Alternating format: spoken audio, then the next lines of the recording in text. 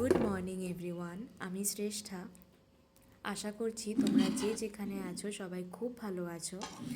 তো আজকের এই ব্লগে থাকছে অনেক কিছু বলতে পিঠে পায়েস নিয়েই শুরু। পায়েস না, পিঠে নিয়েই শুরু, আর পিঠে নিয়েই এই ব্লগটা শেষ। তো প্রথমে আমি বলতে চাই যে আমি অনেক দিন পরে ব্লগ পোস্ট করছি। তো এই কয়েকদিন কিছু জিনিসের জন্য আমার ব্লগ পোস্ট করা হচ্ছিলই না, একটু স্কেডিউলটা একটু বিজি চলছিল। তো তাই যাই হোক, তো চলো ব্লগটা শুরু করি এবার। তো ব্লগটা আমি সকাল থেকে করেছি, কিন্তু অনেক ছোট ছোট আমি ক্লিপস নিয়েছি, সারাদিনের ক্লিপস নেওয়া হয়নি, মেনলি খাওয়া দাওয়া নিয়েই পুরো ভিডিওটা। তো সকালে প্রথমে তো মা বানাচ্ছিল পাস্তা। এই ভিডিওটা বানানোর আমার অনেক দিন হলো, কিন্তু আমি পোস্ট করতে পারছিলাম না, এডিট করারও সময় হচ্ছিল না। তো যাই হোক, মা এই পাস্তাটা কিন্তু নিজের হাতে বানিয়েছে, এটা কিনে আনা হয়নি। এটা মা ময়দা দিয়ে বানিয়েছে। আমি ঠিক প্রসেসটা জানি না কীভাবে করে বানিয়েছে। আমি ডেফিনেটলি একদিন শেয়ার করব, কিন্তু শর্টসে আমি শেয়ার করব, এরকম বড় ব্লগ বানাবো না। তো যাই হোক, মা ওখানটায় সুন্দর করে পাস্তাগুলোকে শেপ দিয়ে ওটাকে ময়দা দিয়ে বানিয়েছিল মা, তারপর ওটাকে বয়েল করে দিচ্ছিল। আর এখানটায় মা সব ভেজ সবজিগুলোকে কেটে নিয়েছিল। কাটার পরে যেরকম নর্মাল আমরা পাস্তা বানাই সেরকমভাবেই, খালি পাস্তাটা হাতে বানানো ছিল, ওটাকে বাইরে থেকে কিনে আনিনি আমরা, বিকজ বাইরে তো কেনা পাস্তা খাওয়াই হয়। তো শেপটা তোমরা তোমাদের মতন করে যেভাবে ইচ্ছে দিতে পারো। মা এটা প্রথমবার ছিল, মা এভাবে করে বানিয়েছে। ট্রাস্ট মি, খেলে তোমরা বুঝতেই পারবে না যেটা মানে বাইরে কেনা পাস্তা নাকি ঘরে বানানো পাস্তা।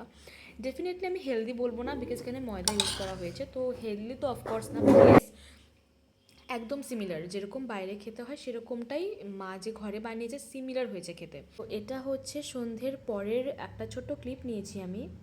এই জন্যে বাবা এই যে গুড় মাগো দেখাচ্ছি, এই যে গুড়, আমি পরে সব খুলে খুলে দেখাবো। এখানটা দু ধরনের গুড় রাখা, মানে বাবা নিয়ে এসছে।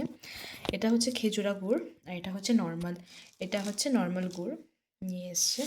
এখানে দুধ, তারপর এই তো এখানটায় আছে আটা, আরও আরও অনেক কিছুই বাবা এনেছে।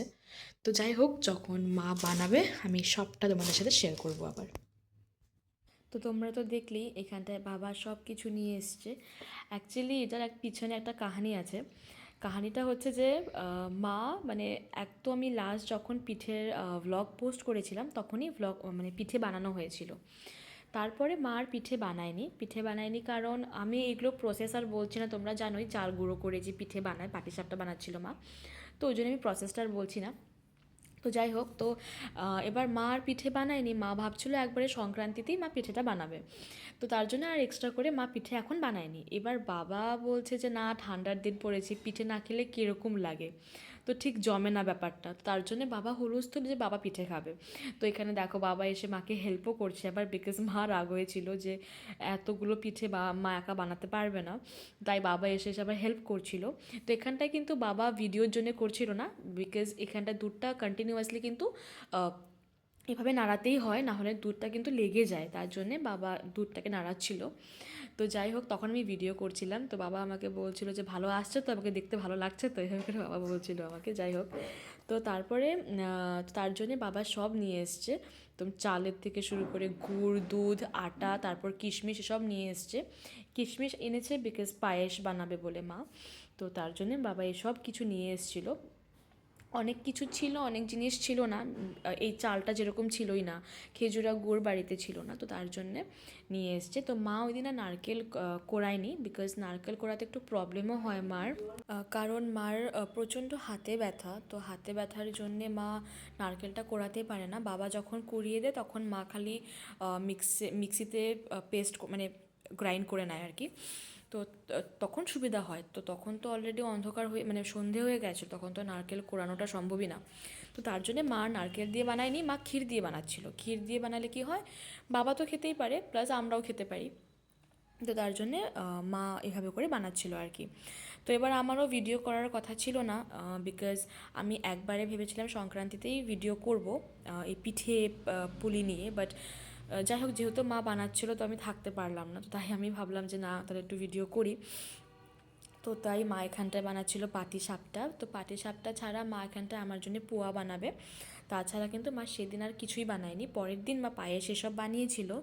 তো সেসবের আমি আর ভিডিও ক্লিপস নিইনি, বিকজ আমি জানি আমি সংক্রান্তিতে আবার পিঠে পুলির ভিডিও দেব।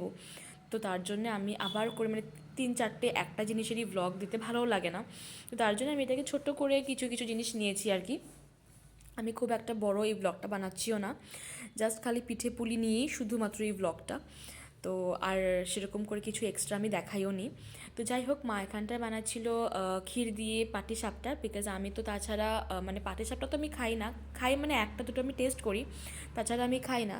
আর আমি খাওয়ার মধ্যে এইটা দেখো কি সুন্দর হয়েছে, পাটিসাপটাটা এত সুন্দর সফট হয়েছে ওপরে। কিন্তু মা বলছিল এটার থেকেও যে সেকেন্ডটা যে আছে ওটা বেশি অথেন্টিক।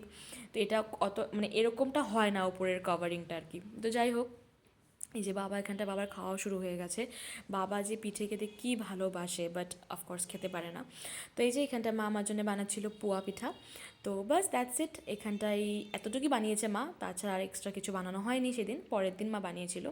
তো যাই হোক, চলো ভিডিওটা আজকে এখানেই শেষ করছি। ভালো লাগলে একটা লাইক, কমেন্ট আর ডেফিনেটলি শেয়ার করে দিও। চলো, বাই বাই।